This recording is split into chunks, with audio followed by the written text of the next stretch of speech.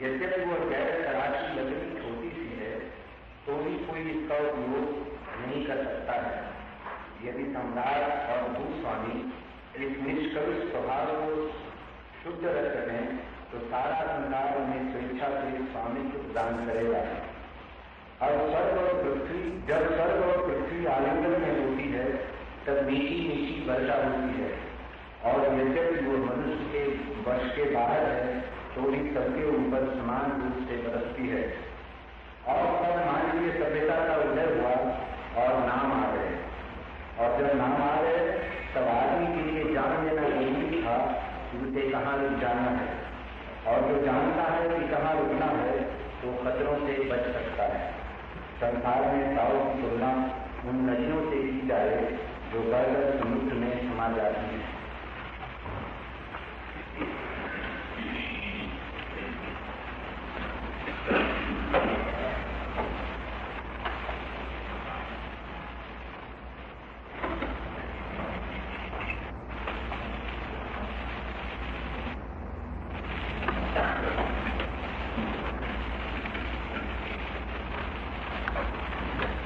मुझसे अक्सर ही लोग पूछते हैं कि लाओत्से पर बोलना मैंने क्यों चुना। कुछ जरूरी कारण से। एक तो लाओत्से की पूरी परंपरा करीब करीब नष्ट होने की स्थिति में। चीन लाओत्से की सारी व्यवस्था को, चिंतना को, उसके आश्रमों को, उसके सन्यासियों को आमूल नष्ट करने में लगा है।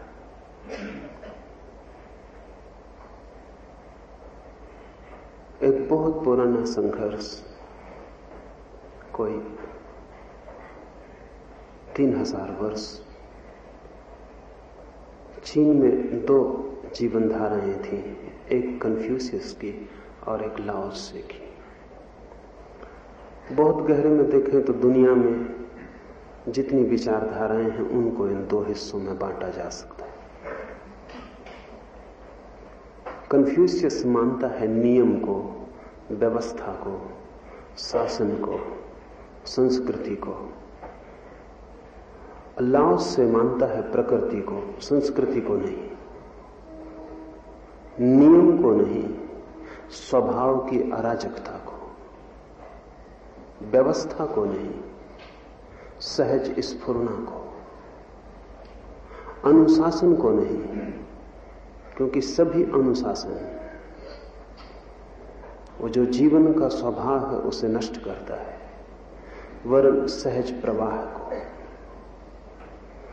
दुनिया के सारी चिंतन धाराएं दो हिस्सों में बांटी जा सकती हैं। एक, वे जो मनुष्य को अच्छा बनाना चाहती हैं, और एक, वे जो मनुष्य को सहज बनाना चाहती हैं।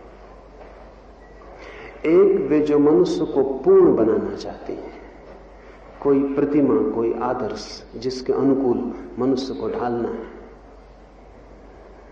और एक, वे जो मनुष्य को स्वाभाविक बनाना चाहती हैं, कोई आदर्श नहीं, कोई प्रतिमा नहीं, जिसके अनुसार मनुष्य को ढालना है। लाओत्से दूसरी परंपरा में अग्रणी है।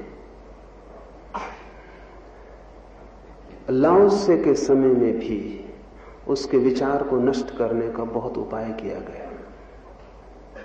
कन्फ्यूशियस को मानने वालों ने सब तरह से उस विचार का अंकुर ही न पनप पाए इसकी चेष्टा की, क्योंकि कन्फ्यूशियस के लिए इससे बड़ा कोई खतरा नहीं हो सकता। लाओत्से कहता है कोई नियम नहीं, क्योंकि सभी नियम विकृत हैं। लाओत्से कहता है स्वभाव, सहजता, ऐसा बहे मनुष्य जैसे नदियां सागर की तरफ बहती हैं।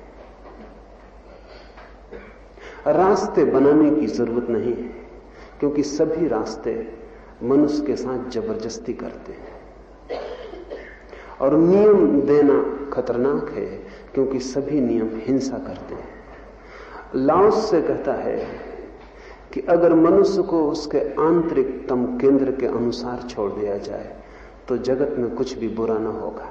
मनुष्य को अच्छा बनाने की जरूरत नहीं है, मनुष्य को उसके आंतरिक स्वभाव के साथ छोड़ देने की जरूरत है। चेष्टा की जरूरत नहीं, क्योंकि चेष्टा विकृति में ले जाएगी। स्वभावता कन्फ्यूशियस को अति कठिन थी ये बात, और कन्फ्यूशियस के चिंतन में तो लगेगा कि यह आदमी सारे जगत को अराजकता में ले जाएगा, अनार्की में, और ये आदमी तो सब नष्ट कर देगा, समाज, संस्कृति, इस सब का क्या होगा, नीति, सदाचार, नियम। 3000 साल से कन्फ्यूशियस के मानने वाले लाओसे के सन्यासियों को, उसके शास्त्रों को, उसकी धारा में बहने वाले लोगों को सब तरह से उनकी जड़ें न जम पाए, चीन में इसकी चेष्टा में लगे रहे थे। और लाओसे के अनुयायी तो संघर्ष भी नहीं कर सकते, क्योंकि संघर्ष में भी उनकी कोई आस्था नहीं, उनकी आस्था तो समर्पण में। वे तो नहीं मानते कि किसी से उनका कोई विरोध है, इसलिए उन्होंने तो कोई संघर्ष नहीं किया, फिर भी वे जीवित रहे। लेकिन माओ से तुंग ने उनकी सारी व्यवस्था को आमूल तोड़ डाला है। माओ से तुंग कन्फ्यूशियस से सहमत थे, और अगर हम ठीक से समझें तो कम्युनिज्म कन्फ्यूशियस से सहमत होगा ही।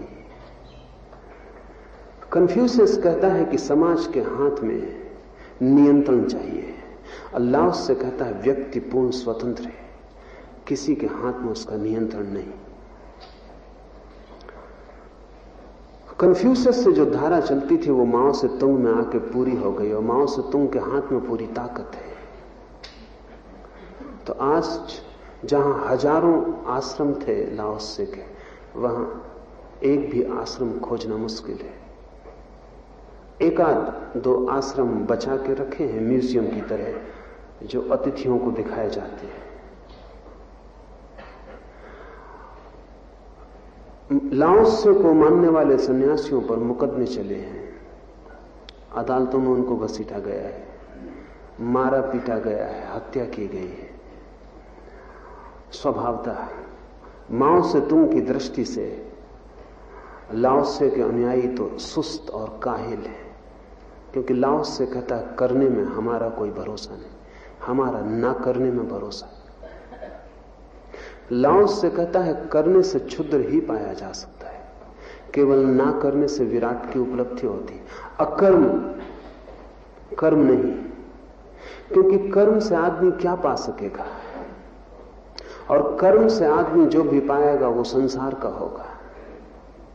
अकर्म में आदमी डूबता है अपने में, कर्म से जाता है संसार में। और जब कोई कुछ भी नहीं करता तब उसके भीतर उसकी जीवन चेतना अपने पूरे सुगंध से खिलती है। तो लाओस से कहता है अकर्म है जीवन का सिद्धांत। स्वभाव था उसके सन्यासी माओ से तुंग की भाषा में तो शोषक है, मुफ्तखोर है, वे कुछ करते नहीं, कर्म तो जरूरी है। इसलिए भी मैंने लाओसे पर विचार कर लेना जरूरी समझा, क्योंकि यह हो सकता है कि आने वाले दिनों में लाओसे का एक भी सन्यासी खोजना मुश्किल हो जाए। और चीन का कम्युनिज्म का हमला भयंकर है, न केवल चीन से बल्कि तिब्बत से भी सारी संभावनाओं को विनाश करने की चेष्टा चीन ने की। तिब्बत में भी लाओसे और बुद्ध को मानकर चलने वाला एक वर्ग था। शायद पृथ्वी पर अपने तरह का अकेला ही मुल्क था तिब्बत, जिसको हम कह सकते हैं कि पूरा का पूरा देश एक आश्रम था, जहां धर्म मूल था, बाकी सब चीजें गौण थी, जहां हर 4 आदमियों के बीच में एक सन्यासी था। और ऐसा कोई घर नहीं था जिसमें सन्यासियों की लंबी परंपरा ना हो। जिस बाप के 4 बेटे होते वो एक बेटे को तो निश्चित ही सन्यास की तरफ भेजता, क्योंकि वही परम था। लेकिन चीन ने तिब्बत को भी अपने हाथ में ले लिया है और तिब्बत में भी सन्यास की गहन परंपराएं बुरी तरह तोड़ डाली गई हैं। कोई संभावना नहीं दिखती कि तिब्बत बच सकेगा। दलाई लामा तिब्बत से जब हटे तो चीन की पूरी कोशिश थी कि दलाई लामा तिब्बत से हट न पाए। 1959 में जो लोग भी धर्म के गुह रहस्य से परिचित हैं, उन सब के लिए एक ही ख्याल था कि दलाई लामा किसी तरह तिब्बत से बाहर आ जाए और उनके साथ तिब्बत के बहुमूल्य ग्रंथ और तिब्बत के कुछ अनूठे साधक और सन्यासी भी तिब्बत के बाहर आ जाए। लेकिन बाहर आ सकेंगे ये असंभावना थी। कोई चमत्कार हो जाए तो ही बाहर आने का उपाय था, क्योंकि दलाई लामा के पास कोई आधुनिक साज सामान नहीं, कोई फौज, कोई बम, कोई हवाई जहाज, कोई सुरक्षा का बड़ा उपाय नहीं। और चीन ने पूरे तिब्बत पर कब्जा कर लिया है। दलाई लामा का तिब्बत से निकल आना बड़ी अनूठी घटना है, क्योंकि हजारों सैनिक पूरे हिमालय में सब रास्तों पर खड़े थे और कोई 100 हवाई जहाज पूरे हिमालय पर नीचे उड़ान भर रहे थे कि कहीं भी दलाई लामा का काफिला तिब्बत से बाहर न निकल जाए। लेकिन एक चमत्कार हुआ। जिन चमत्कारों का आपने सुना है, मोहम्मद, महावीर, बुद्ध, वो बहुत पुरानी घटनाएं हो गई। सुना है आपने कि मोहम्मद चलते थे तो उनके ऊपर अरब के रेगिस्तान में छाया के लिए बादल छाया कर देते थे। सुना है कि महावीर चलते थे तो कांटा भी पड़ा हो सीधा तो उल्टा हो जाता था। ये सारी बातें कहानी मालूम होती हैं, लेकिन अभी 1959 में जो घटना घटी है वो कहानी नहीं हो सकती और उसके हजारों पर्यवेक्षक हैं, निरीक्षक हैं। जितनी देर दलाई लामा को भारत प्रवेश करने में लगी उतनी देर पर पूरे हिमालय पर एक धुंध छा गई और 100 हवाई जहाज खोज रहे थे, लेकिन नीचे देख सकना संभव नहीं हुआ। वो धुंध उसी दिन पैदा हुई जिस दिन दलाई लामा पोताला से बाहर निकले, और वो धुंध उसी दिन समाप्त हो गई जिस दिन दलाई लामा भारत में प्रवेश कर गए। और वैसी धुंध हिमालय पर कभी भी नहीं देखी गई थी। वो पहला मौका था। तो जो लोग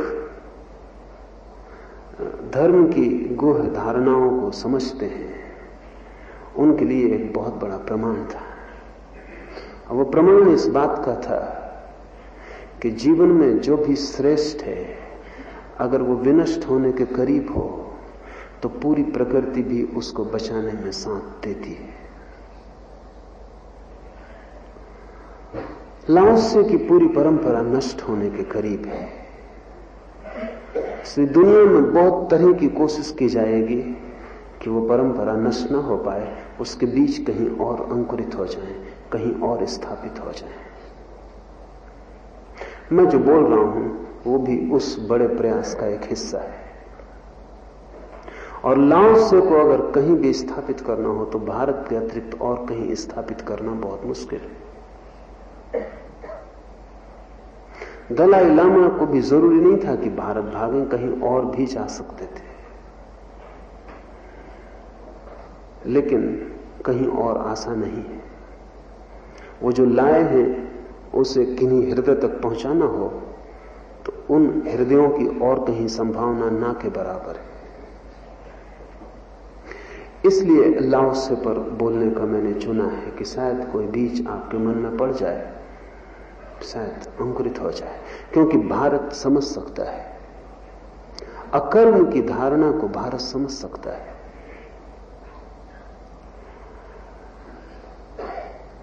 निसर्ग की, स्वभाव की धारणा को भारत समझ सकता है, क्योंकि हमारी भी पूरी चेष्टा यही रही है हजारों वर्षों में।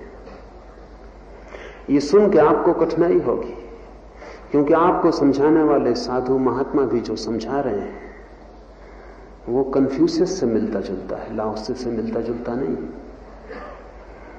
आपको भी जो शिक्षाएं दी जाती हैं वो भी प्रकृति की नहीं है, वे भी सारी शिक्षाएं आदर्शों की हैं। उनमें भी कोशिश की जा रही है कि आपको कुछ बनाया जाए। मैं मानता हूं कि वो भी भारत की मूल धारा नहीं है। भारत की भी मूल धारा यही है कि आपको कुछ बनाया न जाए, क्योंकि जो भी आप हो सकते हैं वो आप अभी हैं। आपको उघाड़ा जाए, बनाया न जाए। आपके भीतर छिपा है, आपको कुछ और होना नहीं है। जो भी आप हो सकते थे और जो भी आप कभी हो सकेंगे वो आप अभी इसी क्षण हैं, सिर्फ ढका है। कुछ निर्मित नहीं करना है, कुछ अनावरण करना है, कुछ पर्दा हटा देना है। आदमी को बनाना नहीं है परमात्मा, आदमी परमात्मा है। सिर्फ इसका स्मरण, सिर्फ इसका बोध, इसकी जागृति। जैसे खजाना आपके घर में है, उसे कहीं खोजने नहीं जाना है, कोई दूर की यात्रा नहीं करनी है, लेकिन वो कहां गड़ा है उसका आपको स्मरण नहीं रहा। हो सकता है आप उसी के ऊपर बैठे हैं और आपको कुछ पता नहीं है। लाओत्से को भारत में स्थापित करना, भारत की ही जो गहनतम आंतरिक दबी धारा है उसको भी अविस्मृत करने का उपाय है। तो दोहरे प्रयोजन, एक तो लाओत्से चीन से उजड़ गया, वहां बचना बहुत असंभव है, और भारत के अतिरिक्त और कोई ग्राहक भूमि नहीं हो सकती जहां उसके बीज अंकुरित हो सके, एक। और दूसरा कि भारत खुद उसके साधु सन्यासियों की शिक्षाओं से पीड़ित और परेशान है, और वे शिक्षाएं भारत की मौलिक शिक्षाएं नहीं है। वे शिक्षाएं नैतिक लोगों की शिक्षाएं हैं, सुधारकों की शिक्षाएं हैं, लेकिन उन क्रांति दृष्टा ऋषियों की शिक्षाएं नहीं है। सच बात यह है कि लाओत्से जैसे महर्षि जब भी होंगे तभी समाज उनसे भयभीत हो जाए,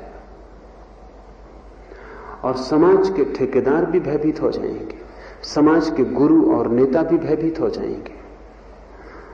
वो उनको पूजा भी कर सकते हैं, आदर भी दे सकते हैं, लेकिन बहुत शीघ्र उनकी शिक्षाओं को परिवर्तित कर लेंगे और उनकी शिक्षाओं में वो तत्व डाल देंगे जो तत्व आदमी को निर्मित करने की चेष्टा करता है, जो उसे बनाने की, भविष्य में आदर्श को रखता है, और जो एक धारणा लेके चलता है, एक ढांचा कि आदमी ऐसा हो तो ठीक है।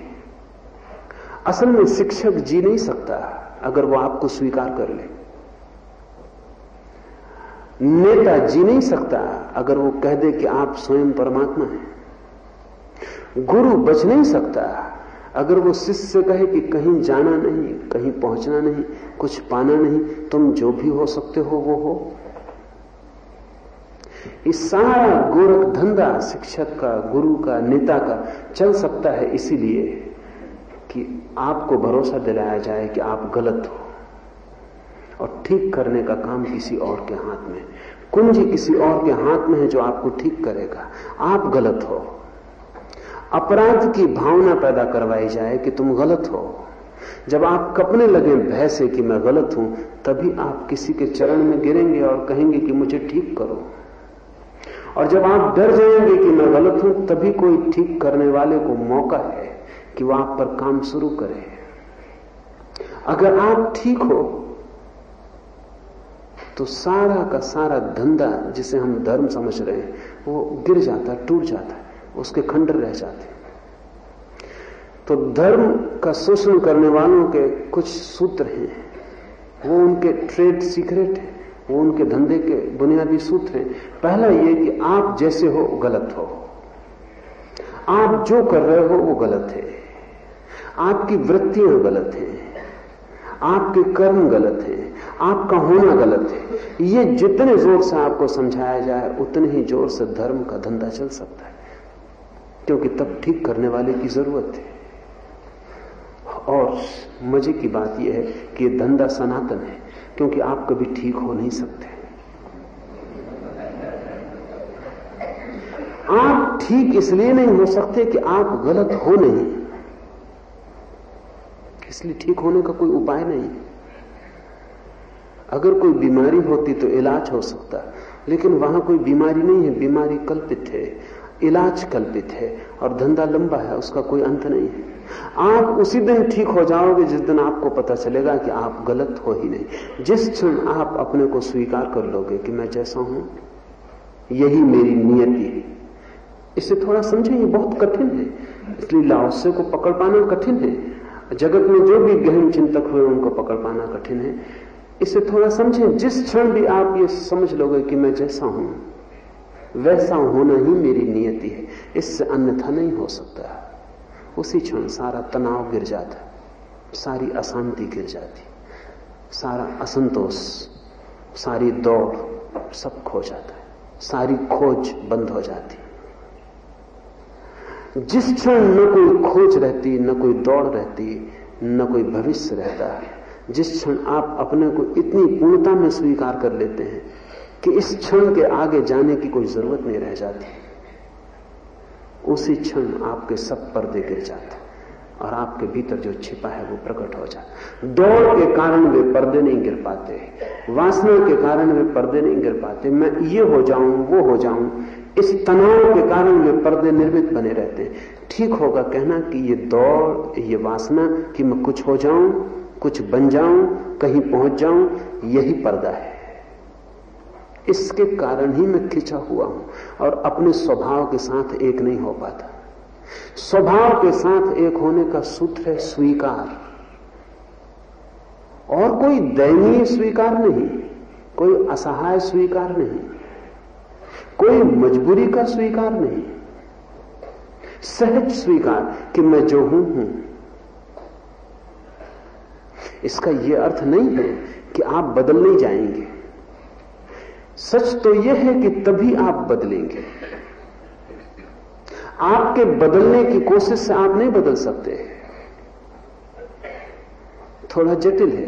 कौन बदलेगा आपको? आप ही बदलने की कोशिश में लगे हैं और आप गलत हैं, और आप ही बदलने की कोशिश में लगे हैं। वो जो गलत है वो बदलने की कोशिश में लगा है, वो और गलत हो जाएगा। वो जो पागल है वो अपना इलाज कर रहा है, वो और पागल हो जाएगा।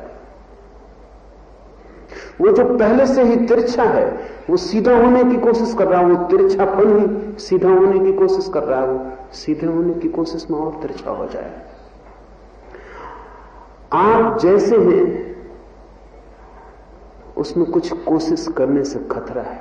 कोशिश कौन करेगा? वो यत्न कौन करेगा? आप ही करेंगे। लाओस से जैसे दृष्टा कहते हैं कि कुछ मत करो, रुक जाओ, अकर्म। तुम कुछ भी करोगे भूल हो जाएगी। अभी इंग्लैंड में एक बहुत अद्भुत शिक्षक था, मैथ्यू अलेक्जेंडर। वो अपने शिष्यों से कहता था तुम कुछ भी किए कि वो गलत होगा, क्योंकि तुम गलत हो। इसलिए मैं तुमसे कुछ करने को नहीं कहता। वो कहता तुम कुछ करो मत, कुछ दिन के लिए तुम करना बंद कर दो, कुछ दिन के लिए तुम करने का ख्याल ही छोड़ दो, कुछ दिन के लिए तुम सिर्फ रह जाओ जैसे हो। उस रह जाने से ठीक होना शुरू हो जाए। ये कीमिया जब तक समझ में नहीं आता, जब तक इसका उपयोग न किया जाए। हम तो मान ही नहीं सकते, क्योंकि हम इतनी कोशिश करके ठीक नहीं हो पा रहे। और लाओस से जैसे लोग कहते हैं कि तुम कोशिश मत करो और ठीक हो जाओगे, तो हमारे समझ में नहीं आता। हम कहेंगे इतनी कोशिश से ठीक नहीं हो पा रहे, बिल्कुल कोशिश नहीं की तो और गलत हो जाएंगे। लेकिन मैं आपसे कहता हूं कि चाहे आप कोशिश करो और ना करो, आप जैसे हो वैसे ही रहोगे, ज्यादा गलत नहीं हो जाओगे। कोशिश करने से शायद ज्यादा गलत हो सकते हो। रुक जाने से आप ज्यादा गलत नहीं हो जाओगे। जितने हो ज्यादा से ज्यादा इतने ही रहोगे। लेकिन कोशिश रुक जाने से इतने भी नहीं रहोगे। जैसे ही कोशिश रुकी कि स्वभाव प्रकट होना शुरू हो जाता। दौड़ता हुआ आदमी अपने को नहीं देख पाता, देखने के लिए रुकना जरूरी है। तो लाओत्से को अगर आप परिचित हो पाए तो शायद आप उपनिषदों से, गीता से, महावीर और बुद्ध से एक नए अर्थ में परिचित हो पाएंगे, जो कि अर्थ आपसे छूट गया है। लाओत्से को चर्चा कर रहा हूं ताकि आप उपनिषद को लाओत्से की दृष्टि से अगर देखने में समर्थ हो पाए तो उपनिषद बिल्कुल नया अर्थ खोल देंगे, जो आपके स्वामीगण जरा भी नहीं खोल रहे हैं। गीता बिल्कुल नया अर्थ प्रकट कर देगी,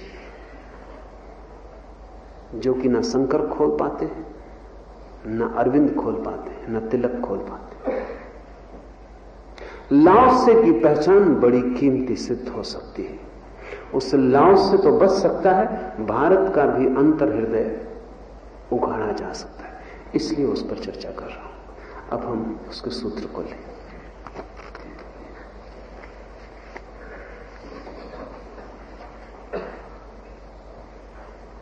ताओ परम है और उसका कोई नाम नहीं।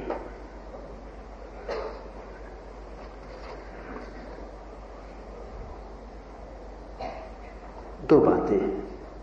एक, जो भी परम है उसका कोई नाम नहीं हो सकता। जो भी पूर्ण है उसका कोई नाम नहीं हो सकता। वो जो टोटलिटी है, समग्रता है, उसका कोई नाम नहीं हो सकता। नाम खंड के हो सकते हैं, नाम व्यक्ति के हो सकते हैं, वस्तुओं के हो सकते हैं। नाम का अर्थ ही है जिसकी सीमा है, जिसकी परिभाषा हो सके, जिसको हम कह सकें कि ऐसा और वैसा नहीं, तो नाम सार्थक हो सकता है। प्रकाश का नाम सार्थक है क्योंकि इतना तो कम से कम हम कह ही सकते हैं कि जो अंधेरा नहीं, अंधेरे से सीमा बन जाती। मृत्यु का नाम संभव हो पाता है क्योंकि इतना तो हम कह ही सकते हैं कि जीवन की गति, हलचल जहां बंद हो जाती, जीवन से सीमा बन जाती। तो जीवन की परिभाषा करनी हो तो मृत्यु की जरूरत पड़ती, क्योंकि उससे सीमा बनानी पड़ेगी। अगर मृत्यु की परिभाषा करनी हो तो जीवन की जरूरत पड़ती। लेकिन जो परम है, जिससे अन्य कुछ भी नहीं हो सकता, उसकी सीमा नहीं बनाई जा सकती, उसकी कोई परिभाषा नहीं हो सकती, उसका कोई नाम भी नहीं हो सकता। ताओ कोई नाम नहीं है। ताओ का अर्थ होता है मार्ग।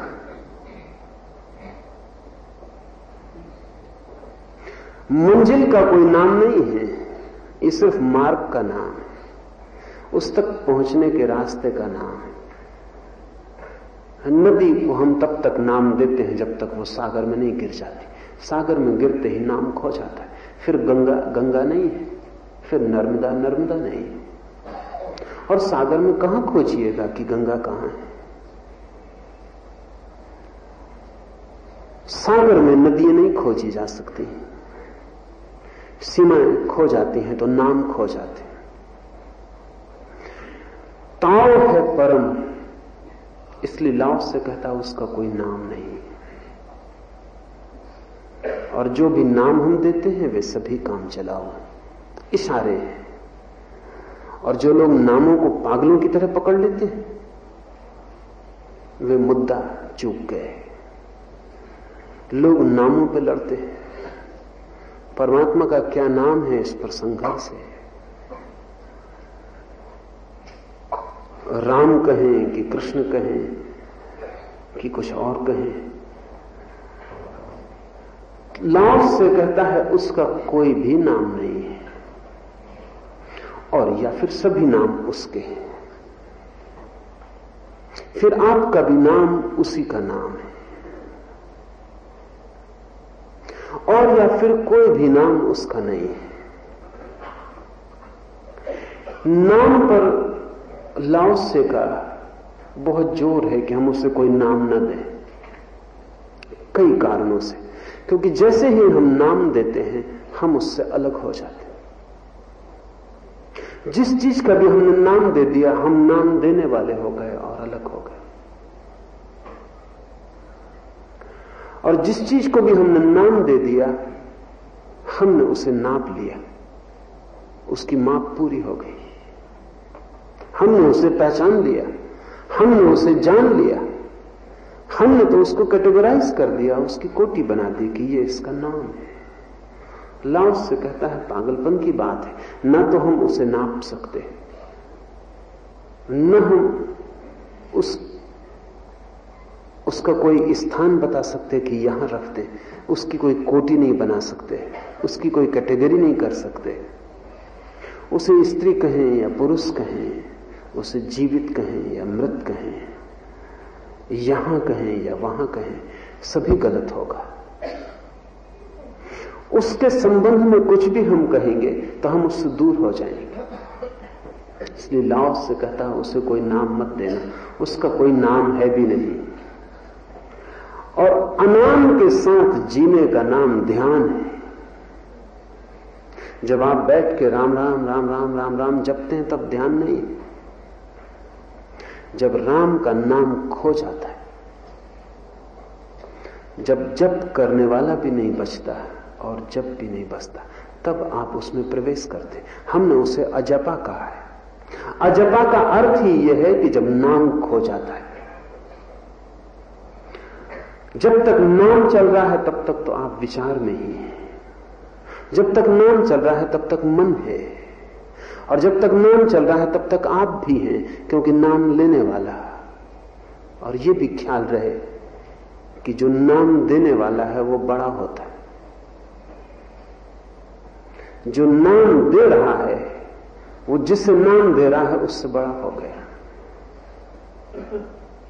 लाओस से कहता है Tao is absolute and has no name.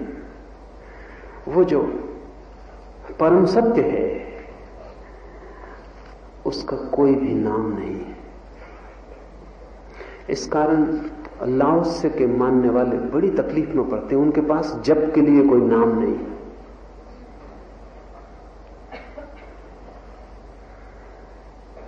मेरे एक मित्र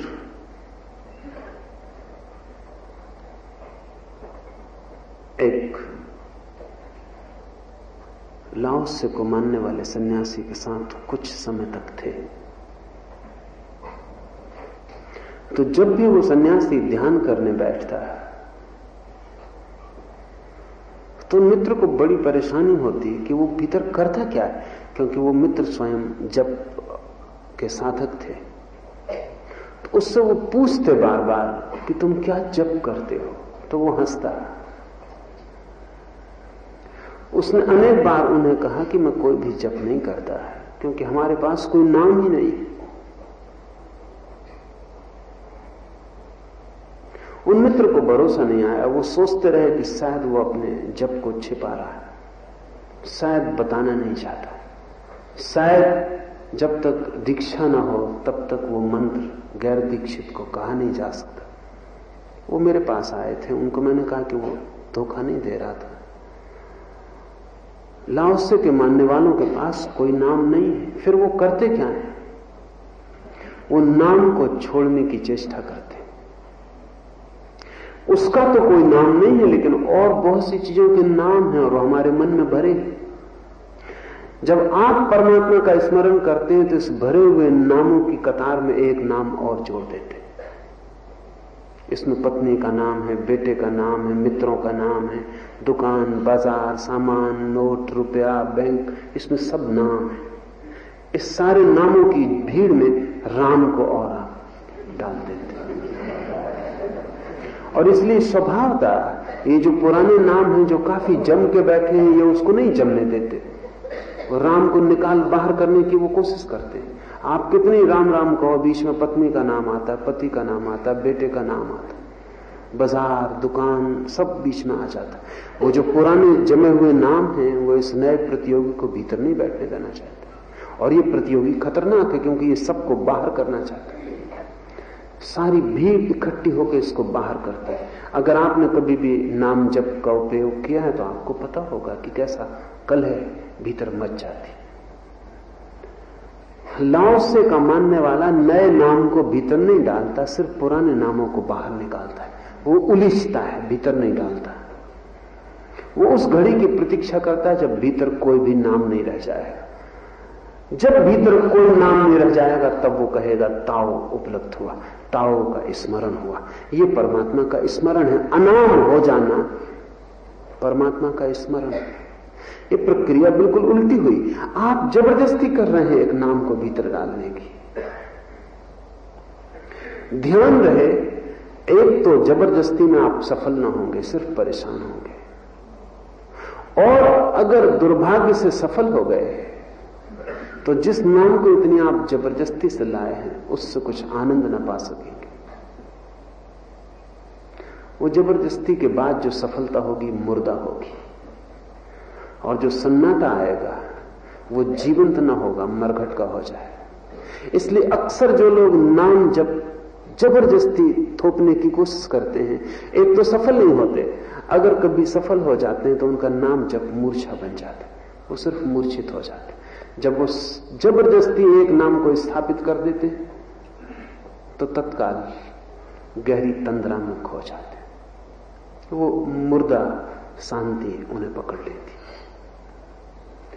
आपका मकान पहले से ही काफी भरा हुआ है। इस भरे हुए मकान में परमात्मा को निमंत्रण देना जरा भी उचित नहीं। अल्लाह से कहता है तुम मकान खाली कर लो, और वो परमात्मा बाहर से आने वाला भी नहीं है कि तुम उसे निमंत्रण दो। तुम्हारा मकान भरा है इसलिए वो दिखाई नहीं पड़ता। तुम मकान खाली करो, वो जो खालीपन है मकान का वही है वो जो तुम्हारे भीतर खालीपन है वही है वो कोई अतिथि नहीं है जो बाहर से आएगा, वो तुम्हारे भीतर का खालीपन है, तुम्हारे भीतर की शून्यता है जो तुम्हारे भरी हुई चीजों में दब गई है। उन्हें तुम बाहर कर दो, वो प्रकट हो जाएगी। शून्यता को भीतर उपलब्ध कर लेना लाओत्से के मानने वाले के लिए ध्यान है। इसलिए लाओत्से कहता है ताओ परम है, उसका कोई नाम नहीं। वह एक गैर तरासी लकड़ी की भांति है जिसका कोई भी उपयोग नहीं, कोई उपयोग कर नहीं सकता।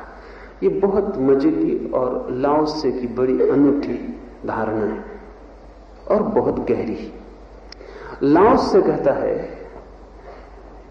कि वो जो तुम्हारे भीतर छिपा हुआ परमात्मा या ताओ या धर्म या आत्मा, जो भी नाम हम देना चाहें, वो गैर तरासी लकड़ी की भांति है। एक तो तरासी हुई लकड़ी है जिसकी कीमत हो जाती है। एक लकड़ी को तरासा, एक मूर्ति बन गई, अब इसकी कीमत है, अब इसका मूल्य है। एक लकड़ी को तरासा तो कोई कलात्मक कृति बन गई, अब इसका मूल्य है। लाओत्से कहता है कि तरासना ही आदमी की विकृति है। तुम जितना अपने को तरासा है उतना तुम मूल्यवान तो बन गए हो, लेकिन तुमने स्वभाव खो दिया। तरासे हुए आदमी हो, तुम्हारी कीमत है बाजार में। स्वभावतः जितना तरासा हुआ आदमी हो उतनी बाजार में कीमत है। कितना शिक्षित, कितना सुसंस्कृत, कितना शिष्ट, कितना सभ्य, कितना जानता है, कितना व्यवहार कुशल, उतना तरासा हुआ आदमी है, उतनी उसकी कीमत है। लाओत्से कहता है लेकिन तुम्हारे भीतर जो छिपा हुआ परमात्मा है वो गैर तरासी हुई लकड़ी की भांति है। उसे तुम चाहो तो भी तराश नहीं सकते। तुम अपने को तराश के बाजार में बेच सकते हो, तुम्हारी कीमत भी मिलनी शुरू हो जाएगी। लेकिन तब तुम स्वभाव से संबंध तुम्हारा छूट जाए। तरासा हुआ जो रूप है वो है संस्कृति। लाओसे के लिए संस्कृति विकृति का ही अच्छा नाम है। लाओसे प्रकृति का बिल्कुल पागल भक्त है।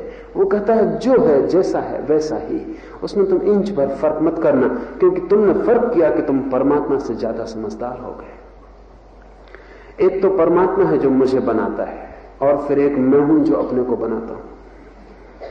परमात्मा आपको जन्म देता है, परमात्मा से आप पैदा होते हैं, बढ़ते हैं, बड़े होते हैं, एक जंगली पौधे की भांति। शायद उसकी बाजार में कीमत ना हो। जापान में वो पौधे लगा के रखते हैं। तो स्वामी रामतीर्थ जब पहली दफा जापान गए तो बहुत हैरान हुए। उन्होंने 300-300 साल पुराने वृक्ष देखे जिनकी ऊंचाई 5 इंच थी। वो बहुत हैरान हुए। 300 साल पुराना वृक्ष और ऊंचाई 5 इंच। उनकी कुछ समझ में ना आया। उन्होंने पूछा इसका राज क्या है? तो मालियों ने राज बताया कि गमले के नीचे से वो जड़ें काटते रहते। नीचे जड़ नहीं बढ़ पाती, ऊपर वृक्ष नहीं बढ़ पाता। तो 300 साल पुराना हो जाता है, लेकिन होता है 5 इंच, 10 इंच ऊंचा, बौना रह जाता। वो जड़ को नीचे से बढ़ने नहीं देते, ऊपर वृक्ष नहीं बढ़ पाता।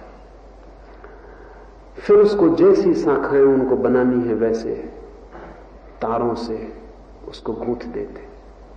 शाखाओं के भीतर भी खीले ठोंक देते। जैसा मोड़ना है वैसा मोड़ते हैं, जैसा बनाना है वैसा बनाते हैं। एक सुंदर कलाकृति बन जाती है, लेकिन वृक्ष मर जाता है, उसकी आत्मा मर जाती। वो जो परमात्मा ने जैसा उसे चाहा था वैसा वो नहीं हो पाता। माली ने जैसा चाहा वैसा हो जाता।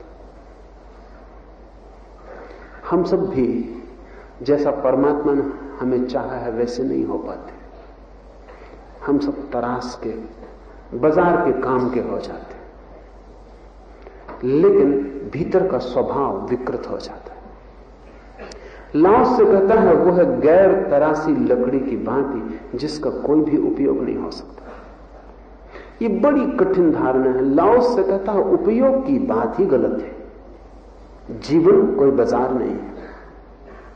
उपयोगिता, यूटिलिटी बात ही व्यर्थ है। लाओस के हिसाब में उपयोगिता से ज्यादा गंदा कोई शब्द नहीं है। क्या उपयोग है चांद का रात में, और क्या उपयोग है एक फूल जब जंगल में खिलता है उसका? क्या उपयोग है सूरज के परिभ्रमण का? क्या उपयोग है सागरों का? क्या उपयोग है बहती हुई नदियों का? सारा जगत निरुपयोगी है।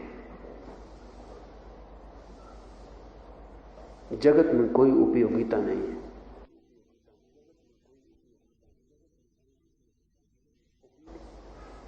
उपयोग आदमी के मन की खोज। आदमी पूछता है फौरन इसका उपयोग क्या है, इसको किस काम में लाया जाए।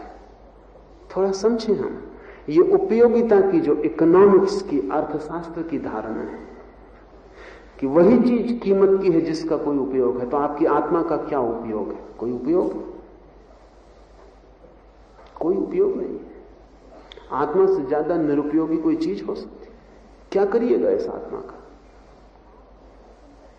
आपके जीवन का क्या उपयोग है? आप न होते तो हर्ज क्या था, और आप नहीं हो जाएंगे तो क्या हर्ज हो जाने वाला है?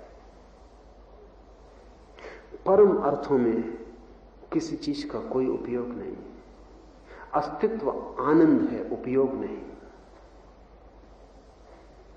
अस्तित्व एक उत्सव है, उपयोग नहीं। लेकिन हमारी उपयोगिता की धारणा है, हर चीज को सोचते हैं इसका उपयोग क्या? ये किसी काम में आनी चाहिए। अगर काम में आ सकती तो ठीक है, और किसी काम में नहीं आ सकती तो व्यर्थ है। लेकिन आपको पता है जीवन में केवल उन्हीं क्षणों में आनंद उपलब्ध होता है जिनका कोई काम नहीं, जिनसे ना आप बंदूक की गोली बना सकते हैं, न बैंक का नोट बना सकते हैं, जिनसे आप कुछ भी नहीं कर सकते। सुबह आप उठे हैं, हवा का एक झोंका आया और आप आनंदित हुए। कि सूरज को उगते आपने देखा और आपके भीतर भी कुछ उगने लगा और आप प्रफुल्लित हो उठे, लेकिन क्या है उपयोग? उपयोगिता हर चीज को काम बना देती है। तब आदमी प्रेम भी करता है तो भीतर सोचता है, गणित लगाता, क्या है उपयोग, इससे मैं क्या पाऊंगा। इसलिए जो बुद्धिमान है वो प्रेम नहीं करते, वो हिसाब रखते। वो प्रेम से भी कुछ अर्थशास्त्र निकालते। कहते हैं किसी कुलीन घर में शादी करो, किसी धनपति के घर में शादी करो, किसी प्रतिष्ठित के घर में शादी करो, उससे भी कुछ उपयोग निकालो। प्रेम भी तुम्हारा सहज कृत्य ना हो, उसका भी बाजार में मूल्य होना चाहिए। जो कुछ भी हो हमारे जीवन में, उस सब का मूल्य आंका जा सके तो हमें मूल्यवान लगता है। लेकिन प्रेम का क्या मूल्य हो सकता है? आनंद का क्या मूल्य हो सकता है? ध्यान का क्या मूल्य हो सकता है? कोई मूल्य नहीं हो सकता। कुछ चीजें अपने आप में मूल्यवान हैं, उनकी मूल्यवत्ता आंतरिक है, किसी और कारण से वे मूल्यवान नहीं है। वे किसी और साध्य का साधन नहीं है, वे स्वयं अपना साध्य है। बच्चे खेल रहे हैं, कोई मूल्य नहीं है, खेल का आनंद है। आपको लगता है समय खराब कर रहे हैं, आप खाता बही में हिसाब लगा रहे हैं और बच्चे खेल रहे हैं और शोरगुल कर रहे हैं, और आपको लगता है समय खराब कर रहे हैं। बड़ा कठिन है कहना। लाओ से पूछें तो वो कहेगा कि आप समय खराब कर रहे हैं। काश आप भी खेल सकते, काश आप भी इस क्षण में ऐसे लीन हो जाते कि आप फिक्र छोड़ देते कि इसका कोई मूल्य है या नहीं। मूल्य का मतलब क्या है? मूल्य की धारणा का अर्थ यह है कि जो भी मैं कर रहा हूं वो अपने आप में मूल्यवान नहीं है, उससे कुछ और पाया जाएगा, वो मूल्यवान है। मूल्य का अर्थ है कि लक्ष्य सदा भविष्य में, और अभी मैं जो कर रहा हूं वो तो केवल साधनवत है।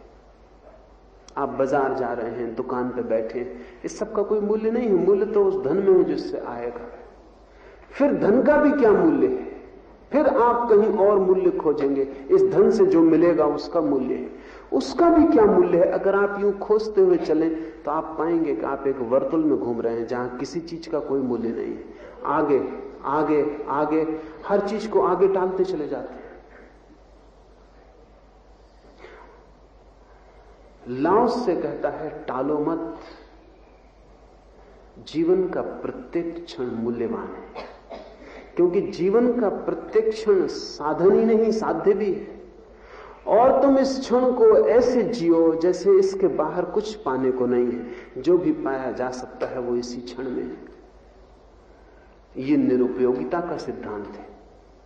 इसका अर्थ है उपयोगिता की बात ही मत सोचो, सिर्फ भोग को परम बनाओ, भोग को इतना गहन बनाओ कि उपयोगिता व्यर्थ हो जाए और क्षण अपने आप में सार्थक हो जाए। अगर लोग ध्यान भी कर रहे हैं तो भी फर्क समझे, अगर और किसी को मानने वाला ध्यान कर रहा है तो ध्यान एक साधन, वो कहता है परमात्मा को पाना है, परमात्मा में है मूल्य, ध्यान तो एक साधन है। अगर कोई तरकीब उसको बता दे कि काहे इतनी मेहनत कर रहे हैं, बिना ध्यान के परमात्मा को पाने की तरकीब, वो फौरन ध्यान छोड़ देगा, क्योंकि ध्यान केवल साधन था। इसलिए पश्चिम में घटना घट रही है अभी, एलएसडी, मारिजुआना, मेस्कलिन, क्योंकि उनके प्रचारक कह रहे हैं कि क्या ध्यान कर रहे हो, तो पुराना ढंग है, ये काम तो एक गोली से हो जाता है। तो अगर ध्यान अपने आप में मूल्यवान है तो आप कहेंगे रखो अपनी गोली, क्योंकि ध्यान मेरे लिए आनंद है। लेकिन अगर ध्यान परमात्मा पाने के लिए या कुछ और पाने के लिए। और कोई दावा करता है कि क्या जरूरत 3 साल ध्यान में मेहनत करो, ये तो एक इंजेक्शन से, एक गोली से अभी हो जाता, तो आप ध्यान छोड़ देंगे स्वभावतः, क्योंकि 3 साल क्यों बर्बाद करना है, इसमें ज्यादा उपयोगिता है गोली में। और आप समझ लेना कि वो गोली वाला आपको समझा लेगा आज नहीं कल। इस मुल्क को मैं मानता हूं कि जिस दिन भी इस मुल्क को LSD और मारिजुआना की पूरी खबर हो जाएगी, ये मुल्क ध्यान और प्रार्थना करना बंद कर देगा। क्योंकि जितने लोग मेरे पास आते हैं ध्यान की पूछने, वो सब ध्यान को साधन की तरह पूछ रहे हैं। उनका जो तर्क है वो गलत है। उस गलत तर्क का परिणाम खतरनाक है। समझे, एक आदमी उपवास कर रहा है, वो कर रहा है उपवास इसलिए कि उपवास से शांति होगी, आनंद होगा, या प्रभु दर्शन होगा, या आत्म साक्षात्कार होगा। लेकिन फिजियोलॉजिस्ट है, शरीर शास्त्री है, वो समझाता है कि आप कर क्या रहे हैं, उपवास में कर क्या रहे हैं आप। ये तो एक शारीरिक काम है। आप कुछ खाना ले रहे थे, वो आपने बंद कर दिया। कुछ रासायनिक तत्व आपके शरीर में जा रहे थे, वो अब नहीं जा रहे। तो आपके शरीर के भीतर जो रासायनिक व्यवस्था थी उसमें असंतुलन पैदा हो रहा है। कुछ तत्व जो जा रहे थे बंद हो गए, कुछ तत्व जो इकट्ठे थे शरीर उनको रोज पचा लेगा, तो आपके भीतर रासायनिक व्यवस्था बदल जाएगी। वो कहता है आप इतनी मेहनत क्यों कर रहे हैं, 3 महीने में आप व्यवस्था बदल पाएंगे। वो व्यवस्था हम एक इंजेक्शन से बदल देते हैं। उसका तर्क बिल्कुल साफ है, और जिसमें थोड़ी भी बुद्धि है उसकी समझ में आ जाएगा। आखिर उपवास करेगा क्या? 3 महीने के लंबे उपवास में आपके शरीर की रासायनिक व्यवस्था बदल जाएगी। जो व्यवस्था 3 महीने के उपवास से पैदा होगी वो एक इंजेक्शन से अभी हो सकती, तो फिर हर्ज क्या है? फिर आपके पास कोई दलील नहीं, क्योंकि उपवास साधन था। लेकिन अगर यही बात महावीर को कही जाए तो महावीर कहेंगे कि मुझे उपवास के बाहर कुछ पाना नहीं है। उपवास आनंद है, उसकी कोई उपयोगिता नहीं है। मीरा नाच रही, आनंदित हो रही, वो जितनी आनंदित हो रही, नाच रही।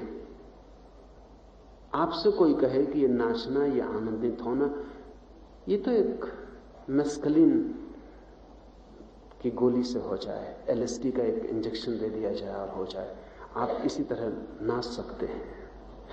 एल्डस हक्सले जैसे विचारशील आदमी ने भी ये कहा है कि कबीर और दादू को जो अनुभव हुआ होगा वो अनुभव मुझे LSD से हुआ है। कबीर को जो अनुभव हुआ होगा वो मुझे LSD से हुआ है।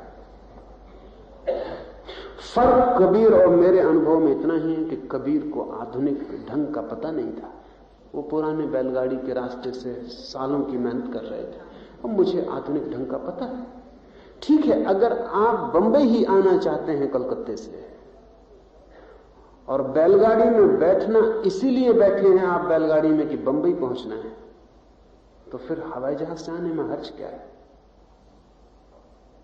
फिर आप ना समझें अगर आप कहते हैं कि नहीं हम तो बैलगाड़ी से ही जाएंगे। बैलगाड़ी या हवाई जहाज में फर्क फिर आपको नहीं करना है। फिर तो उचित यही है कि बैलगाड़ी से ज्यादा उपयोगी है हवाई जहाज।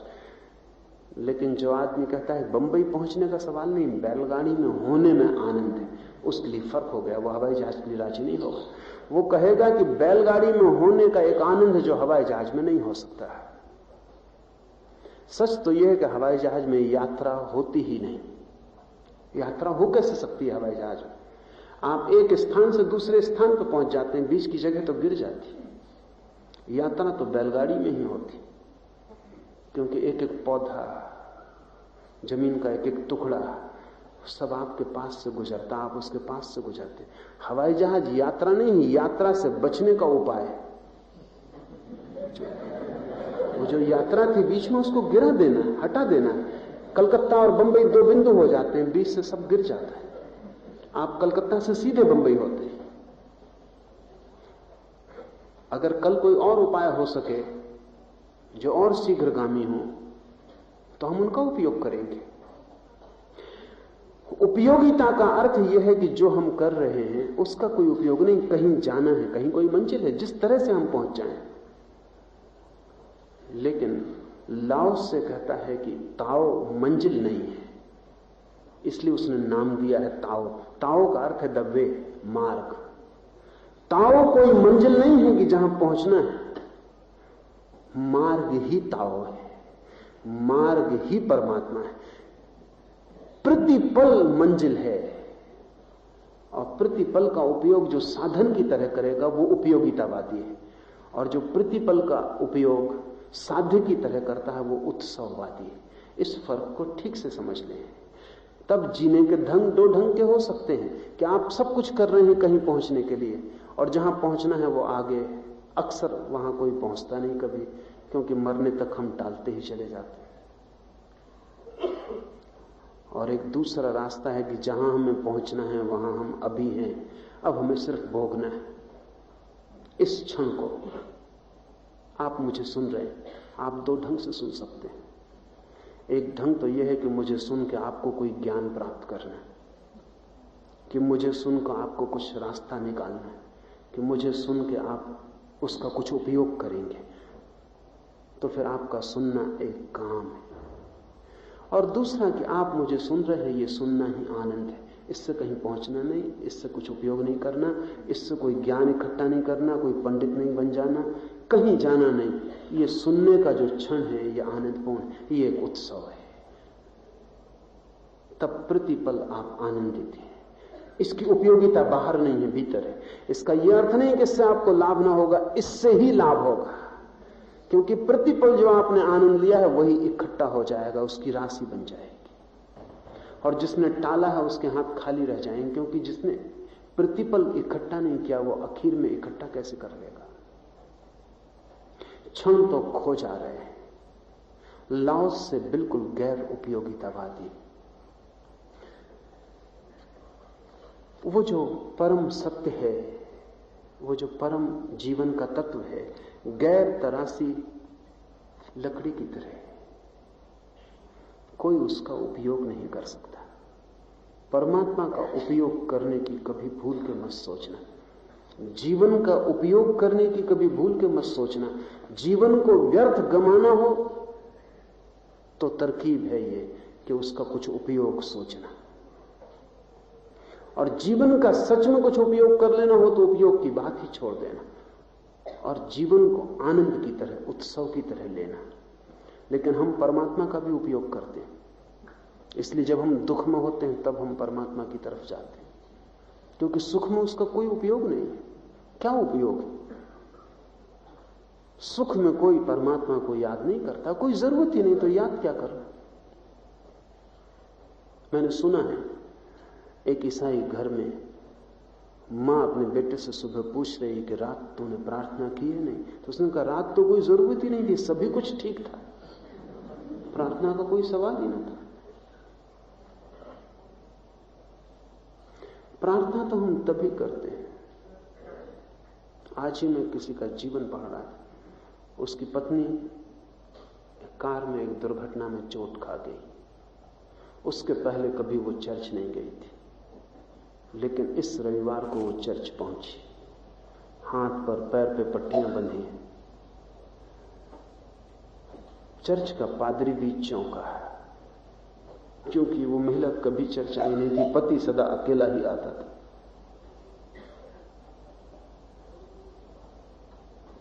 प्रवचन के बाद जब लोग चर्च से विदा होने लगे तो पादरी ने महिला को रोक के कहा, क्या ज्यादा घबरा गई हो दुर्घटना से?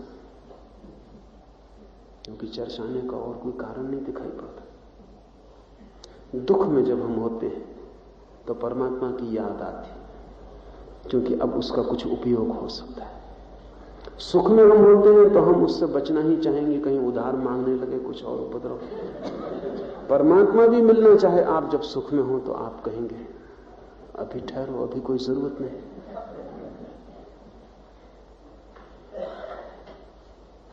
प्रार्थना करते हैं तो कुछ मांगने के लिए, स्मरण करते हैं तो कुछ मांगने के लिए। लाओस से कहता है ध्यान रखना, उसका कोई भी उपयोग नहीं हो सकता, और जब तक तुम उपयोग की भाषा में सोचते हो तब तक तुम्हारा उससे कोई संबंध नहीं हो सकता। जिस दिन उपयोग की भाषा बंद और उत्सव की भाषा शुरू, उस दिन परमात्मा से संबंध हो जाता। फिर चाहे मंदिर जाओ न जाओ, फिर चाहे उसका स्मरण करो न करो, फिर चाहे धर्म की ऊपरी व्यवस्था से तुम्हारा नाता बने ना बने, लेकिन जीवन को उत्सव में जो बदल लेता है वो जीवन को प्रार्थना में बदल लेता है। यदि सम्राट और भूस्वामी इस निष्कलुष स्वभाव को शुद्ध रख सकें तो सारा संसार उन्हें स्वेच्छा से स्वामित्व प्रदान करेगा। इस तरह के वचन कन्फ्यूशियस को ध्यान में रख के कहे गए, क्योंकि कन्फ्यूशियस समझा रहा था सम्राटों को, राजकुमारों को, भूस्वामियों को कि तुम इस तरह से जियो, इस तरह का व्यवहार करो, इस तरह उठो, इस तरह बैठो, तुम्हारा आचरण, तुम्हारी नीति, तुम्हारा आदर्श ऐसा हो, तुम्हारा जीवन मर्यादा का जीवन हो, सब लोग देखें और तुम्हारे आचरण से प्रभावित हों, तुम्हारा उठना बैठना भी शाही हो, वो भी साधारण ना हो, तभी तुम लोगों के ऊपर स्वामित्व रख सकोगे। लाओस से कहता है ये स्वामित्व झूठा है। लाओस से कहता है कि यदि सम्राट और भूस्वामी अपने भीतर के निष्कलुष स्वभाव को शुद्ध रख सके तो सारा संसार उन्हें स्वेच्छा से स्वामित्व प्रदान करेगा। ये एक अलग तरह का स्वामित्व है जो इसलिए नहीं कि तुम्हारे आचरण से कोई प्रभावित होता है, इसलिए भी नहीं कि तुम्हारे व्यवहार से कोई प्रभावित होता है, बल्कि सिर्फ इसलिए कि तुम जैसे हो, तुम्हारा होना ही चुंबक है, तुम्हारा अपना स्वाभाविक होना ही आकर्षण है। पहला जो आकर्षण है वो चेष्टित है, उसमें हिंसा है, उसमें दूसरे का ध्यान है। दूसरा जो आचरण है वो चेष्टित नहीं है, वो प्रवाह है और उसमें हिंसा नहीं, उसमें दूसरे का कोई ध्यान नहीं। लाओसे के अनुयायी एक बहुत अनूठी बात मानते रहे। लाओसे कहता था कि अगर एक गांव में 4 आदमी भी मेरी बात समझ जाएं और 4 आदमी भी मेरी बात को समझ के स्वाभाविक जीने लगे तो पूरा गांव में बदल दूंगा। उन 4 आदमियों को गांव में लोगों को बदलने जाने की जरूरत नहीं है, उन्हें किसी से कहने की भी जरूरत नहीं कि तुम अच्छे हो जाओ। उनकी मौजूदगी लोगों को अच्छा करने लगेगी। वे जहां से गुजरेंगे वहां उनकी हवा, उनका जादू काम करने लगेगा और लोगों को कभी ये पता भी नहीं चलेगा कि कौन उन्हें बदल रहा है। क्योंकि लाओस से कहता है ये पता चल जाए कि कोई तुम्हें बदल रहा है तो इससे भी प्रतिरोध पैदा होता है। बाप बेटे को बदलना चाहता तो बेटा सख्त हो जाता, पत्नी पति को बदलना चाहती है तो पति सख्त हो जाता, क्योंकि अहंकार बदला जाना पसंद नहीं करता। कोई पसंद नहीं करता कि कोई आपको बदले, क्योंकि जैसे ही कोई आपको बदलता है उसका मतलब हुआ कि वो आप जैसे हो उसको स्वीकार नहीं करता, वो आपको प्रेम नहीं करता।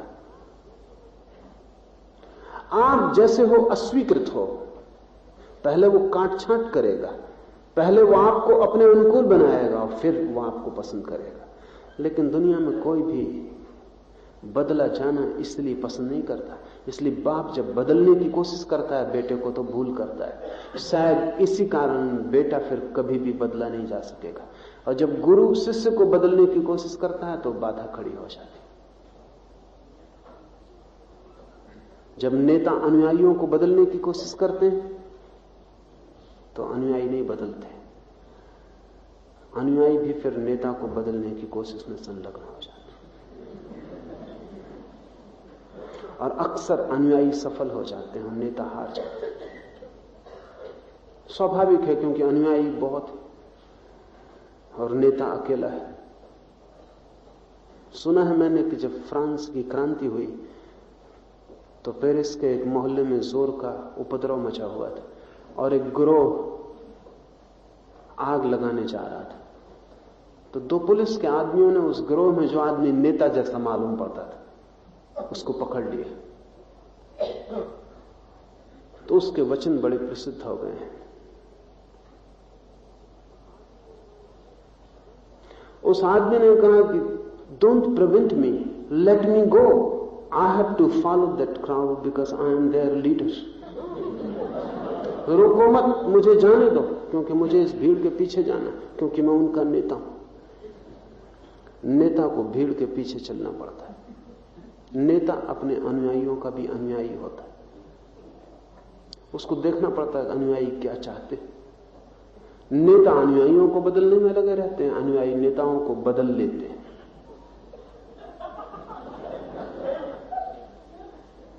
बदलने की चेष्टा में हिंसा है, और इसलिए जो ज्यादा है संख्या में वो जीत जाता है।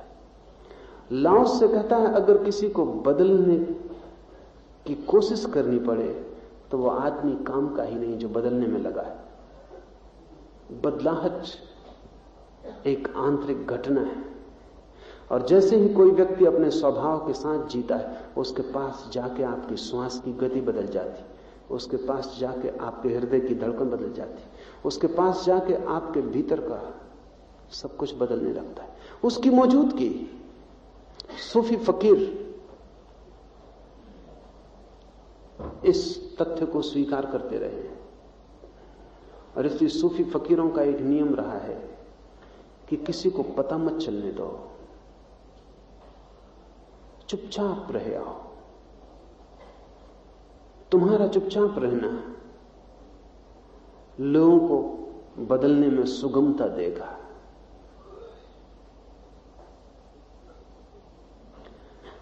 एक सूफी फकीर हुआ जुन्नून, वर्षों तक वो शिष्यों में बैठा रहता था और एक नकली आदमी को गुरु बना के बैठा दिया।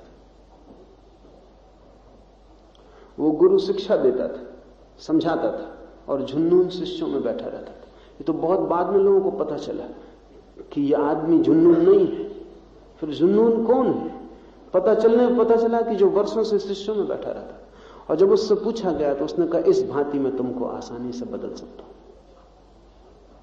तुम्हारा ध्यान लगा रहता है वहां बोलने वाले पर, और इधर मैं चुपचाप तुम्हारे पास।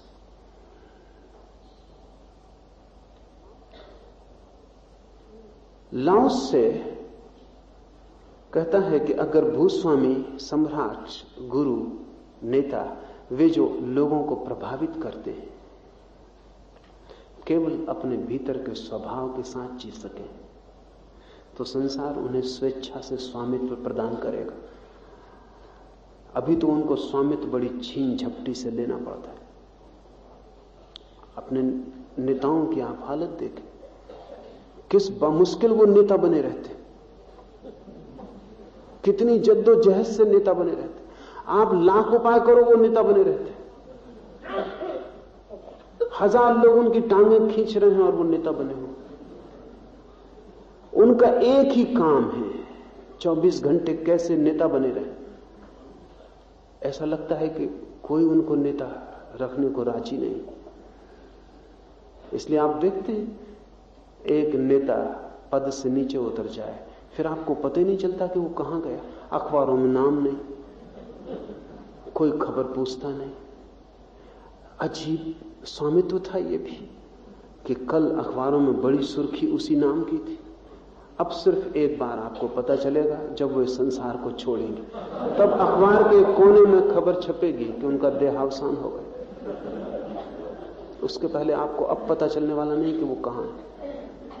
ये स्वामित्व, ये नेतृत्व, ये प्रभाव बड़ा अद्भुत मालूम होता है कि पद से उतरते ही खो जाता है। जैसे व्यक्ति का कोई मूल्य नहीं, सिर्फ पद का मूल्य है। असल में पद की तलाश वे ही व्यक्ति करते हैं जिनके भीतर कोई मूल्य नहीं है, क्योंकि पद का मूल्य उनको मूल्य होने का भ्रम दे देता है। पद की गरिमा से वे गरिमा युक्त हो जाते हैं, पद से हटते से ही गरिमा खो जाती, फिर उन्हें कोई पूछता नहीं। हो जैसा परमात्मा ने, जैसा ताओ ने उसे चाहा है, जैसी उसकी नियति है उसके अनुकूल बहरा हो, तो उसके पास एक स्वामित्व होता है, एक नेतृत्व, एक गुरुत्व जो आरोपित नहीं है, जो चेष्टित नहीं है, जिसको उसने किसी के ऊपर डाला नहीं है, जो उसकी सहज मालकियत है। और तब उसे एक स्वामित्व मिल जाता है जो संसार उसे स्वेच्छा से देता है। जब स्वर्ग और पृथ्वी आलिंगन में होती है, स्वर्ग और पृथ्वी लाओत्से के लिए प्रतीक है। आपके भीतर भी दोनों हैं, आपके भीतर स्वर्ग और पृथ्वी दोनों हैं। और जब आप अपने स्वभाव के अनुकूल चल रहे होते हैं तब स्वर्ग और पृथ्वी आलिंगन में होते, आपकी परिधि और आपका केंद्र आलिंगन में होते। और जब आप स्वभाव को छोड़ के चल रहे होते हैं, जब आप कुछ और होने की कोशिश कर रहे होते हैं जो कि आपकी नियति नहीं है, तब आपकी परिधि और आपके केंद्र का संबंध टूट जाता है। तब आपका व्यक्तित्व और आपकी आत्मा दो हो जाती। तब व्यक्तित्व तो आप जबरदस्ती थोपते रहते हैं अपने ऊपर, और आत्मा और आपके बीच का फासला बढ़ता चला जाता है। लाओत्से की भाषा में तब पृथ्वी और स्वर्ग का संबंध टूट गया, उनका आलिंगन समाप्त हो गया। और इस आलिंगन के टूटने से ही पीड़ा और संताप और दुख पैदा होता है। लाओत्से को बहुत प्रेम करने वाले एक व्यक्ति ने अभी अभी एक किताब लिखी। किताब बड़ी अनूठी और चौंकाने वाली किताब है, कैंसर के ऊपर। और उस व्यक्ति का ख्याल ठीक मालूम पड़ता है। कैंसर नई बीमारी है और अब तक उसका कोई इलाज नहीं। इस व्यक्ति ने लिखा है कि कैंसर इस बात की खबर है कि व्यक्ति के भीतर के स्वर्ग और पृथ्वी का संबंध बिल्कुल टूट गए, और बीमारी इसीलिए पैदा हो गई है जिसका कोई इलाज नहीं। क्योंकि बीमारी शरीर की होती तो इलाज हो जाता।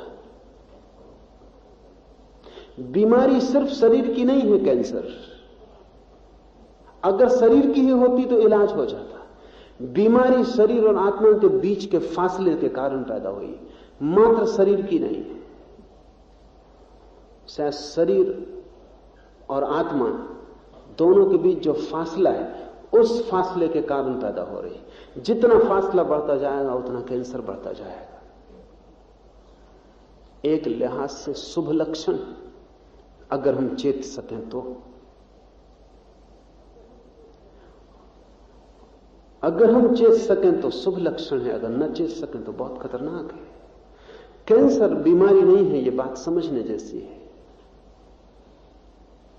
कैंसर एक आंतरिक दुर्घटना है जिसमें हमारे भीतर के सारे सेतु टूट गए, परिधि अलग हो गई है, केंद्र अलग हो गया है, और हम परिधि के साथ पकड़े हुए हैं अपने को, और हमारा अपने ही अंतस्थल से सारा संबंध छीन होता जा रहा है। इस तनाव से जो पैदा हो रही बीमारी वो कैंसर है। कैंसर बढ़ता जाएगा अगर स्वभाव के अनुकूल जीने की क्षमता नहीं बढ़ती, तो कैंसर बढ़ता जाएगा। कैंसर सामान्य बीमारी हो जाएगी और उसका इलाज खोजना कठिन है। शायद इलाज खोज भी लिया जाए तो कैंसर से बड़ी बीमारियां पैदा हो जाएंगी, क्योंकि वो जो भीतर का विच्छेद स्थिति है, भीतर का जो फासला है, वो अगर कैंसर से प्रकट ना हुआ, कैंसर को किसी तरह रोका जा सका, तो वो मवाद किसी और बड़ी बीमारी से बहने लगेगी। ये पिछले 200 वर्ष का इतिहास है कि एक बीमारी सबसे ऊपर होती है, हम किसी तरह उसका इलाज कर लेते हैं तो उससे बड़ी बीमारी पैदा हो जाती। हम उस बीमारी का उपाय कर लेते हैं तो उससे बड़ी बीमारी पैदा हो जाती। लेकिन एक मजे की बात है कि बड़ी बीमारी तत्काल पैदा हो जाती जैसे ही हम पुरानी बड़ी बीमारी का इलाज खोजते।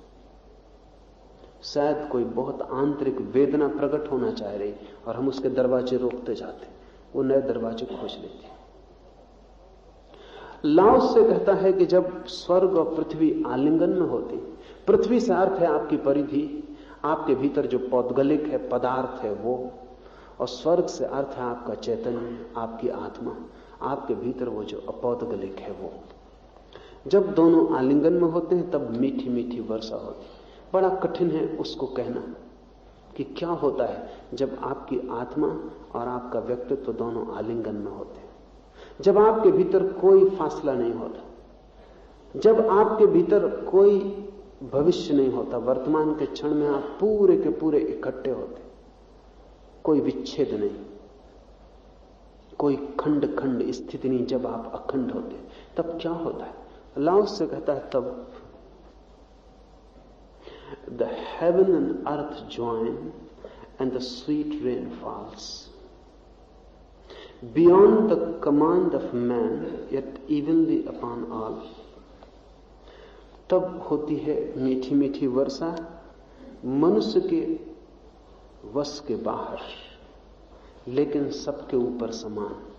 इस वर्षा को आप आदेश नहीं दे सकते, इस वर्षा को आप कोशिश करके नहीं घटा सकते।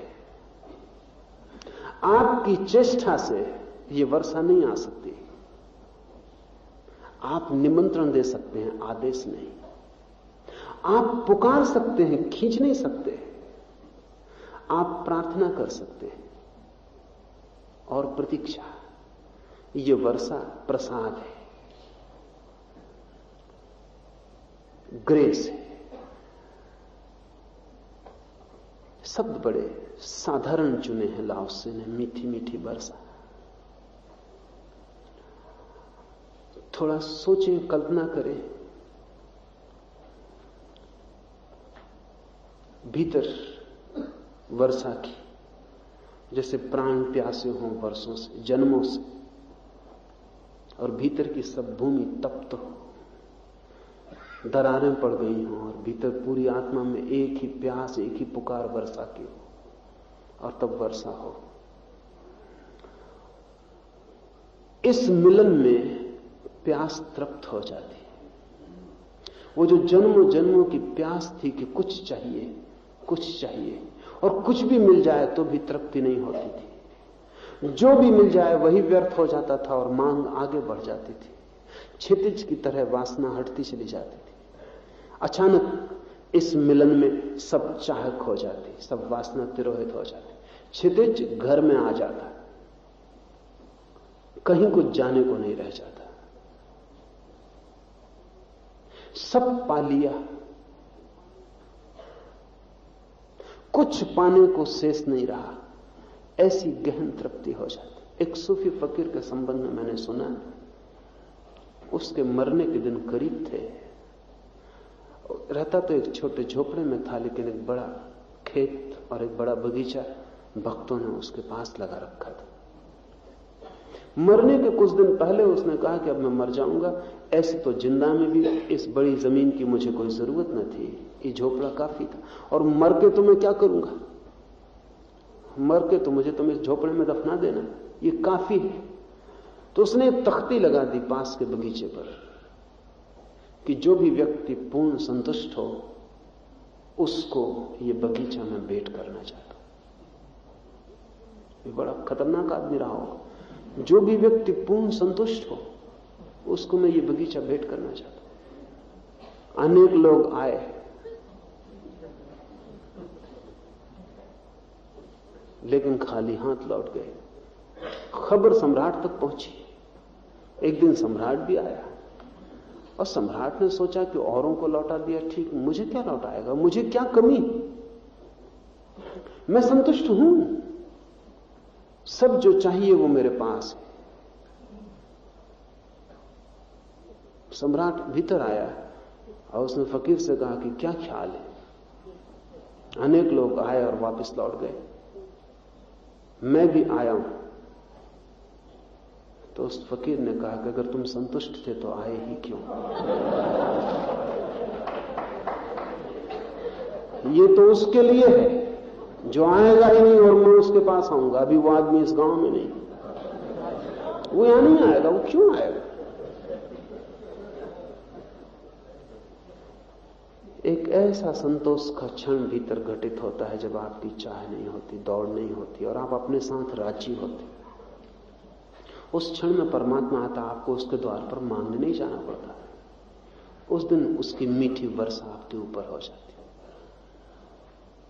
वही निर्वाण है। लेकिन उस तरफ जाने के लिए आप कोई चेष्टा नहीं कर सकते। आपकी कोशिश काम ना आएगी, क्योंकि वो प्रसाद है। आपकी कोशिश का मतलब होगा कि आप सम्राट की तरफ पहुंच गए मांगने। वो उसको मिलती है जो जाते नहीं मांगने। जो मांग ही छोड़ देता है उसको मिल जाती। वो सूफी फकीर होशियार रहा होगा, उसने आखिरी राज की बात अपने बगीचे पे लिख दी थी। वह मनुष्य के वश के बाहर है, लेकिन तो भी सबके ऊपर समान रूप से बरसती है। और निश्चित ही इसीलिए समान रूप से बरसती है, क्योंकि अगर आपके वश के भीतर हो तो ताकतवर ज्यादा बरसा लेगा, कमजोर प्यासे रह जाएंगे। जोर जबरदस्ती जो कर सकता है वो ज्यादा पे कब्जा कर लेगा। अधिक लोग तो क्यू में पीछे खड़े रह जाएंगे। वो समान रूप से सबके ऊपर बरस सकती है, क्योंकि आपके वश के बाहर है। आप कुछ कर नहीं सकते, आप सिर्फ प्रतीक्षा कर सकते हैं। आप सिर्फ राजी हो सकते हैं, तैयार हो सकते हैं। आप उसके आने के लिए बाधा न डालें, बस इतना काफी है। और आप कुछ भी नहीं कर सकते। आप रुकावट न डालें, बस इतना काफी है। आप खुले हो, द्वार दरवाजे बंद न हो। वो कभी आपके दरवाजे पर आए तो बंद ना पाए, बस इतना आप कर सकते। इसलिए वो सबके ऊपर समान हो जाती। कबीर को या कृष्ण को या बुद्ध को या मोहम्मद को जरा सा भी इंच भर का फर्क नहीं पड़ता। बुद्ध सम्राट के लड़के रहे हों, और कबीर जुलाहे थे तो थे, और बुद्ध बहुत सुसंस्कृत सभ्य तो रहे, और कबीर बिल्कुल लट बेपढ़े लिखे गंवार। कोई फर्क नहीं पड़ता। वो वर्षा जब होती है तो उसकी मिठास में जरा भी फर्क नहीं, क्योंकि उससे कोई संबंध नहीं है व्यक्ति का। ध्यान रखना, अगर व्यक्ति से संबंध हो तो बुद्ध बाजी मार ले जाएंगे, कबीर को दिक्कत पड़ेगी। लेकिन व्यक्ति से कोई संबंध ही नहीं है उसका। आपका घड़ा सोने का है या मिट्टी का, इससे कोई संबंध ही नहीं है वर्षा को। आपका घड़ा खाली हो, बस सोने का हो तो भी भर जाएगा और मिट्टी का हो तो भी भर जाएगा। खाली होना शर्त है, घड़े का सोना होना और मिट्टी होना शर्त नहीं। इसलिए बेपढ़े लिखे भी पहुंच जाते हैं, गरीब दीनहीन भी पहुंच जाते हैं, कमजोर रुग्ण भी पहुंच जाते हैं, और कोई बुद्धिमानों से कम उन्हें मिलता है ऐसा नहीं है। रत्ती भर कम नहीं मिलता। व्यक्ति व्यक्ति का कोई फासला नहीं है उस वर्षा के लिए। आप जब भी अपने साथ राजी हो गए पूरे, और आपने स्वीकार कर लिया कि मेरी नियति, मेरा स्वभाव, बस मैं ऐसा हूं, और उसमें आपने रत्ती भर फर्क करना छोड़ दिया, बड़ी से बड़ी तपस्या यही है। ये सुन के आपको कठिनाई होगी। मैं आपसे कहता हूं, ये बड़ी से बड़ी तपस्या है कि आप अपने साथ राजी हो जाएं और फर्क करना छोड़ दें। एक 3 महीने प्रयोग करके देखें, कुछ भी हो जैसे हैं वैसे। 3 महीने कोई फर्क ही ना करे। चोर हैं तो चोर, और बेईमान हैं तो बेईमान, बुरे हैं तो बुरे, झूठे हैं तो झूठे। 3 महीने कोई फर्क ही ना करे, जैसे हैं वैसे, और उसका जो भी फल मिले उसको झेलने को राजी रहे। और आप 3 महीने में पाएंगे कि आपके भीतर नए आदमी का जन्म हो गया। वो जो अपने साथ राजी हो जाना है, वो इतनी बड़ी ऊर्जा है कि उस आग में सब जल जाता है जो कचरा है, सिर्फ सोना बचता है। लेकिन इसके लिए, इस परम घटना के लिए कि वर्षा आपके ऊपर हो जाए, आप कुछ प्रत्यक्ष न कर सकेंगे, अप्रत्यक्ष कर सकते हैं। अपने को खाली खुला छोड़ सकते हैं। और तब मानवीय सभ्यता का उदय हुआ और नाम आ गए। और जब नाम आ गए तब आदमी के लिए जान लेना उचित था कि कहां रुक जाना है। और जो जानता है कि कहां रुकना है वो खतरों से बचता है। संसार में ताओ की तुलना उन नदियों से की जाए जो बहकर समुद्र में समा जाती। इस स्वभाव के साथ न तो कोई नाम है, न कोई शब्द है, न कोई दर्शन है, न कोई शास्त्र है। लेकिन मानवीय सभ्यता का उदय हुआ, आदमी ने सोचना शुरू किया, समझना शुरू किया, शब्द आ गए। शब्द आते ही बच्चा अभी भी जब पैदा होता है तो वो ताव में होता है, लेकिन हम उसको वैसे नहीं छोड़ सकते। उसे सिखाना होगा, शिक्षित करना होगा, जरूरी भी है। अगर वैसा छोड़ देंगे तो वो भी अन्याय होगा, वो जी भी ना सकेगा। इस विराट समूह में चारों तरफ जो घेरा बना है, इसके साथ चलने के लिए उसे योग्य बनाना होगा, उसे घिसना होगा, काटना होगा, तराशना होगा, उसके अनगढ़ पत्थर को मूर्ति बनाना होगा, तभी वो चल पाएगा। और भाषा देनी होगी, शब्द देने होंगे। लाओस से कहता है सभ्यता का जन्म भाषा का जन्म है। इसलिए और कोई जानवर सभ्य नहीं हो पाता, क्योंकि उनके पास भाषा नहीं है।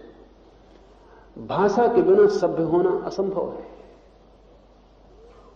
बोलने के बिना समाज ही पैदा नहीं होता, व्यक्ति अकेला रह जाता। बोलना है तो शब्द आ जाएंगे, समाज बनेगा तो शब्द आ जाएंगे, भाषा आ जाएगी, नाम आ जाएंगे।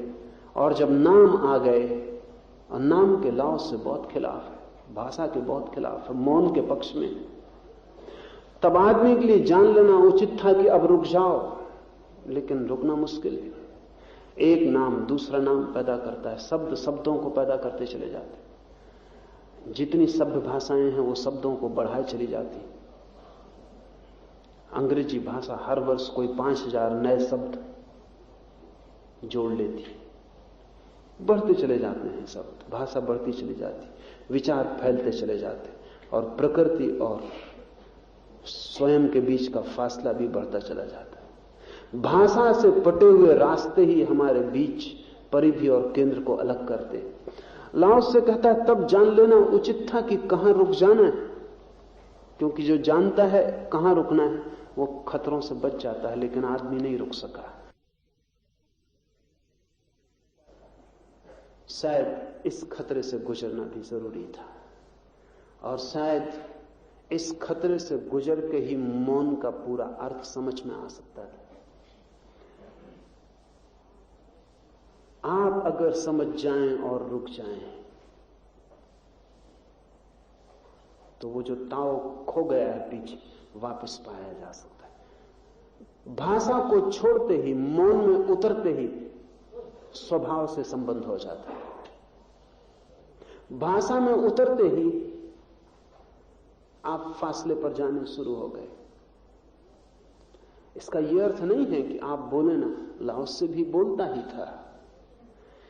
प्रयोजन इतना ही है कि आप जब किसी दूसरे से न बोल रहे हो तब न बोले, लेकिन आप तब भी बोल रहे हैं। कोई नहीं है, आप अकेले बैठे हैं तब भी बोल रहे हैं, आपके ओंठ भी कप रहे हैं। अगर कोई ठीक से जांच करे तो आपको पकड़ सकता है कि आप भीतर क्या बोल रहे हैं। भीतर चल रहा है, किसी से बात हो रही, चीत हो रही, भीतर चल रहा है। भाषा रुकती ही नहीं। सोते हैं तो, जागते हैं तो, सपना विचार चल रहे हैं भीतर।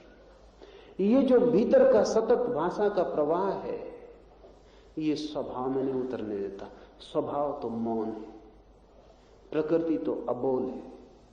उस अबोल में जो जान लेता है रुक जाना, वो खतरे से बच जाता है।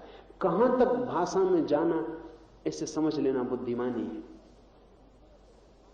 दूसरे से जब बात करनी हो तो भाषा जरूरी है, अपने से जब बात करनी हो तो मौन जरूरी है।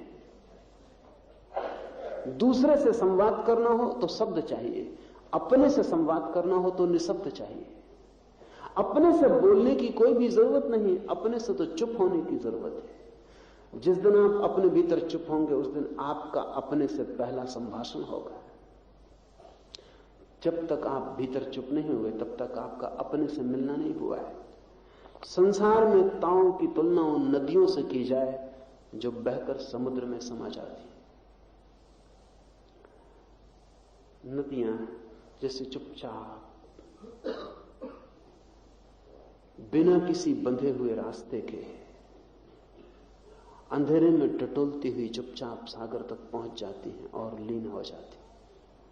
संसार में लाओस से कहता ताओ की तुलना इस भांति की जाए कि आप भी जब चुपचाप संसार के सारे रास्तों पर टटोलते अपने भीतर के मौन सागर में डूब जाते, जिस दिन आपके व्यक्तित्व की नदी आपके भीतर के मौन सागर में लीन हो जाती, उस दिन आप धर्म को उपलब्ध हो जाते।